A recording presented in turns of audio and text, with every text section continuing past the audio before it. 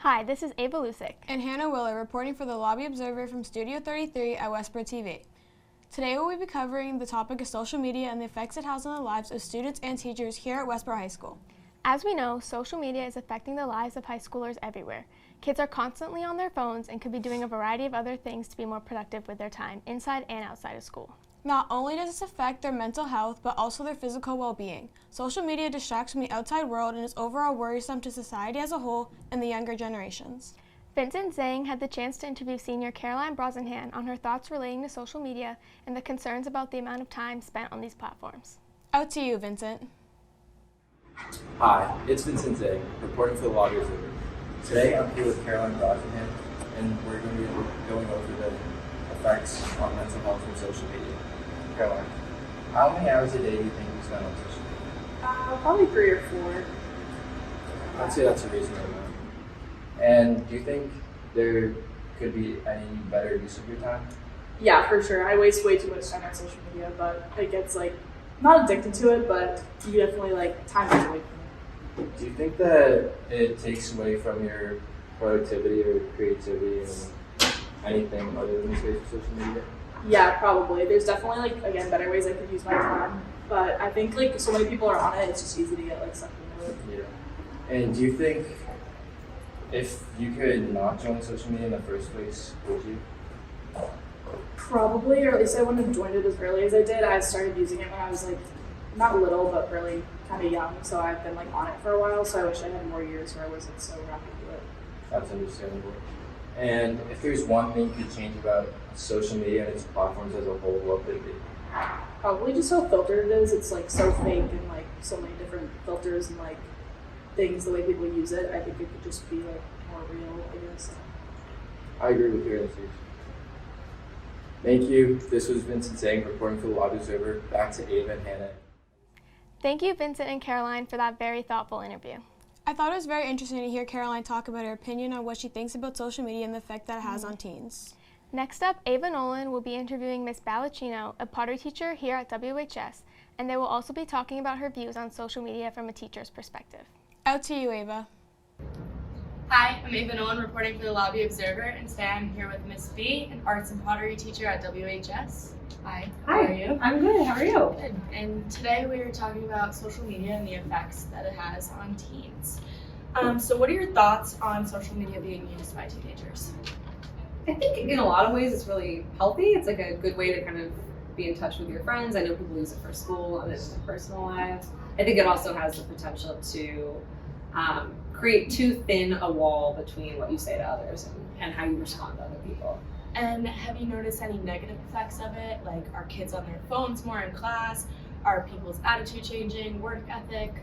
I think it's distracting. I'll see that yellow Snapchat come up, and then you see people kind of itching to go on their phone even when they're trying to resist it. I think generally in class, kids are pretty good here, but I even know the feeling when your phone buzzes in your pocket. You're like, well, what is it? I have to figure it out. You feel like you're missing out on something. Yeah. And post-COVID life, everyone's been on their phones more. Do you think it's gotten worse? Have you seen any changes as you've been teaching? I think that some of the more negative effects of social media seem to be more present just when everyone went remote and life became only on the internet.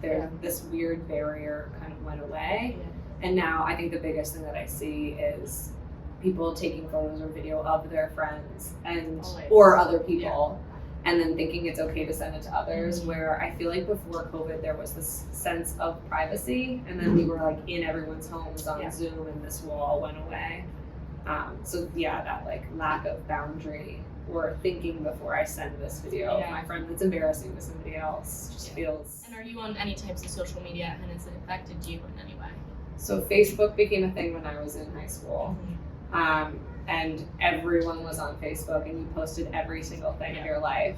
And then Instagram really became big when I was in college, which was if you weren't posting things on Instagram, then it was less cool.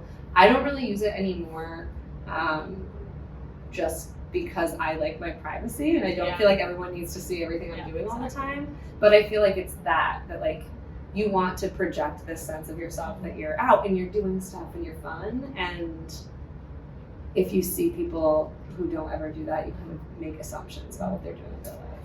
And you are definitely a person that students think to come to for support, so I thank you for that. And this is Ava Nolan reporting for the Lobby Observer. Back to you guys at the studio. I think that hearing about social media from someone who works with teenagers on a daily basis allows us to compare the similarities and differences between how different generations think about this topic. Lastly, Jake Dappolite had the chance to interview senior Jack Bidar on his thoughts around the new composting practice here at WHS. Out to you, Jake. Thank you guys. I'm here with Jack Bidar, president of the NHS club here at Westboro. And today we're going to be talking about composting. So my first question, Jack, is we had a composting lesson last week in class at third period. What'd you think of it? What are your thoughts? I thought it was really interesting. We learned about how kind of composting works, and then some of the familiar items we have here in the cafeteria, we sorted them out into different categories, and then at the end we got told kind of what was like the right thing to do with them, and some of the things I thought could be composted actually can't be composted, and then other things I thought couldn't be can be. So it was really enlightening to get that experience. Nice. So do you know where the composting bin here at the lunchroom is? I think it's a green bin kind of near where the teachers sit over there, but I'm not entirely sure.